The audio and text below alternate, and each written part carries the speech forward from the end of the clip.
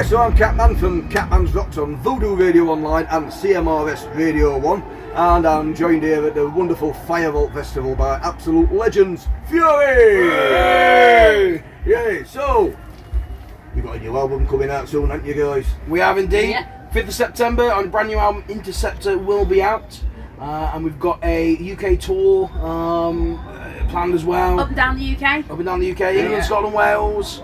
Trying to hit as many different places as possible. We've released 3 singles now right now. Released our 3rd single from the album today. But we thought we wouldn't play it on the set today because no one's got any signal around here. So, Yeah. so they probably wouldn't have heard it yet. And that gives, I thought, well, that way then it gives them an excuse to come to the tour as well. So they can hear the new song live on the tour as well. Well, you've just played in the barn out there and you absolutely brought the house down. I was even not more your voices, your vocals as well there, aren't they? Oh, yeah, absolutely. It's a good thing. Well, on the album it's going to be a bit more dual vocal. So we've got quite a few songs where it's me and Jay pretty equally represented, doing the lead back and forth. There's quite a few. I mean, there's some that aren't out yet that are going to be on the album that I'm so excited to do live. Yeah, it's been obviously because Naya. The way it's worked is we've had more and more backing vocals throughout the albums. I think we started off the first album with a couple of backing vocals, and then when we got to the Born to Sin album, basically almost every song's got backing vocals on. Yeah. And at that point we were like, shit, we need to do this live. Yeah. So like, all right, and then obviously I got drafted in, wasn't I, originally? Just as an additional musician to have on tour. And I remember we were about 2-3 weeks into the tour for Born to Sin, and Tom, the drummer, turned to me and he was like, "Are you in the band?" And I looked at him and I was like, "Oh shit, I think I am." Well, I think it's just happened. I don't know. It's just occurred. So then we sort of made it official, and then it was sort of it didn't make sense then for you to just do backing vocals. Yeah. Because Naya's got such a great voice. She has. But she's got such a great voice, and it's like, well, it'd be senseless having to just do backing vocals, So this album, we've gone, okay, let's really, see what we can do with, having sort of 2 lead vocalists, and it's been really good. I mean, certainly from a songwriting point of view, it's been really exciting because it gives you so much extra scope to work with. Because Naya can do things with her voice, like I just sort of shout and try and make sure it's in tune, that sort of thing. Whereas Naya can actually sing, sort of thing. Oh, your voice is lovely. But male and female ranges differ, don't they? There's more notes available to each of us on either. We're quite a similar range. I think. We're not too. Anyway, let's not get too technical. Oh god. Oh god. No, carry on. Well, no, I was we just could talk endlessly. I think, I'm happy with the new album about how we've balanced it out. Like, it feels like there's a reason why each, one of us is singing a particular bit. I'm looking forward to getting it out there. Yeah. Who's your main influences then? Oh, that's a long list. So, main influences probably for me. Metallica is obviously a massive influence. Iron Maiden.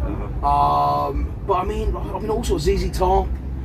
Rolling Stones, a bit of Genesis, Phil Collins, a bit of Elton John even in there, sort of thing. Absolutely. Maybe it's a classic album, don't care what anyone says. Maybe a bit of Scissor Sisters, like, Bit of Muse. Bit of Muse. We're talking the band Scissor Sisters here. Yeah. Bit of Fleetwood Mac. Yeah. I could again a bit of Sabbath, of course. Maiden, I could. Just about everybody. Yeah, that's it. I always try and take things in from different bands. There's only 2 types of music, isn't there? There's music you don't like, music you do like. That's what I say. Absolutely. And I could run you through the album and go, actually, I can sort of see where this influence comes. One of the probably most surprising to people from this next album, which I haven't really said yet, but the final song on the album, when you hear it, it sounds very. Someone described it already in a review. I think as quite Gary Moore-ish, bluesy sort of. The initial inspiration was from I think Faithless. I think I heard a chord progression from Faithless. Oh, that's really cool. I was like, all right, let's see what we can do with that. It's not stolen. It's not stolen. Yeah.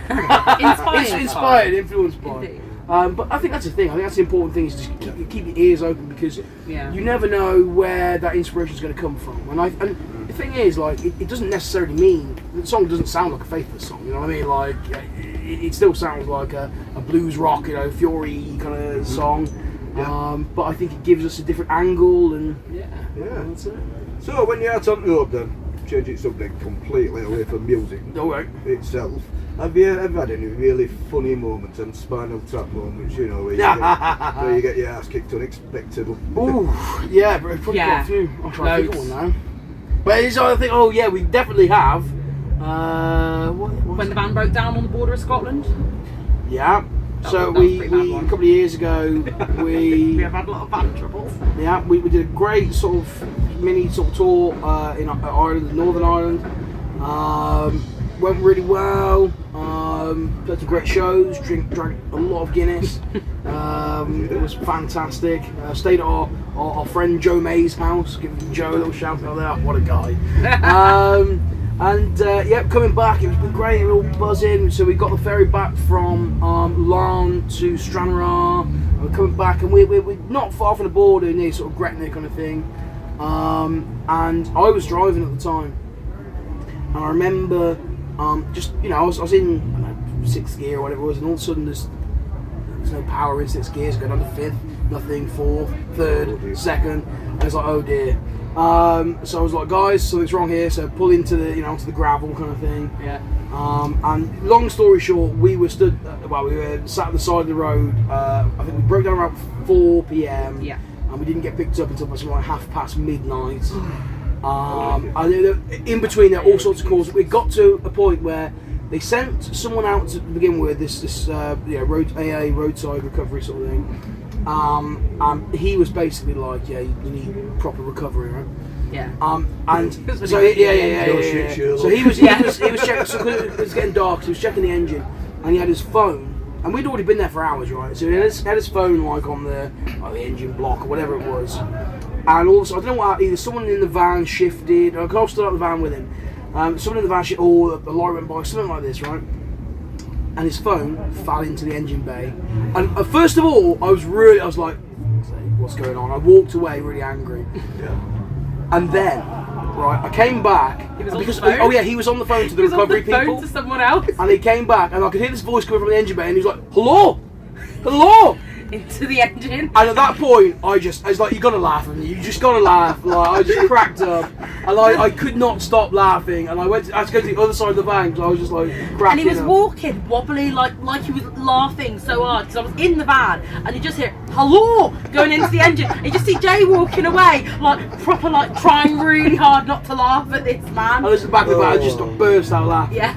That's got Anyway. premium funny stories. Oh Yeah. mate, like, and then eventually, so he has to then get the heat sort of shield off the bottom of the engine bay to get his phone back. Of course, then his phone's covered in oil. And then the phone cat was like, he's like, that's the first time I've had to do an oil change on my phone. So that's they're one of many stories. In fact, most of our stories involve breaking down or a van or or something just going wrong, or being sat in traffic, a lot of travelling. There you go. Absolutely brilliant.